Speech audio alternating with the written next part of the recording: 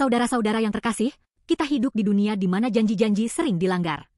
Setiap hari, berita dipenuhi dengan kisah-kisah tentang terkikisnya kepercayaan antar manusia. Ketika melihat sekeliling, seringkali terasa bahwa hanya ketidakpastian yang mengelilingi kita. Namun, bahkan di saat segala sesuatu tampak tidak pasti dalam hidupnya, Daud dengan berani menyatakan iman yang tak tergoyahkan kepada janji kekal Tuhan. Bukankah keluargaku benar di hadapan Tuhan? Bukankah ia telah membuat perjanjian kekal dengan aku? 2 Samuel 23:5.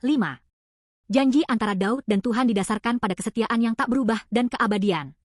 Daud menjalani hidup yang jauh dari sempurna, seorang yang ditandai oleh banyak kesalahan dan kekurangan.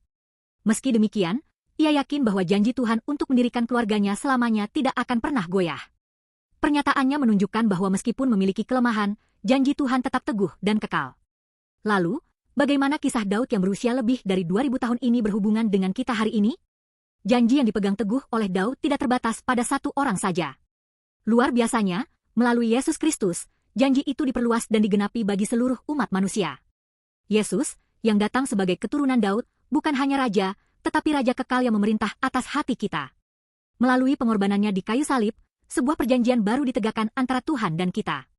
Perjanjian baru ini adalah janji bahwa siapapun kita, apapun latar belakang kita, Tuhan menerima kita sebagaimana adanya, mengampuni dosa-dosa kita, dan memberikan hidup kekal. Saudara-saudara yang terkasih, seperti Daud yang dengan teguh memegang janji Tuhan dan menemukan harapan bahkan di saat-saat terakhirnya, kita juga bisa memegang janji yang tak berubah ini dalam Yesus Kristus hari ini.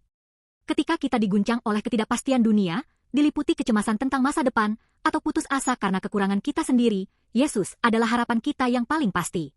Di tengah tantangan di tempat kerja, konflik di rumah, atau ketakutan akan masa depan yang tidak diketahui, kita dapat memandang kepada Yesus dan bersandar pada janji setia yang telah Ia tegakkan.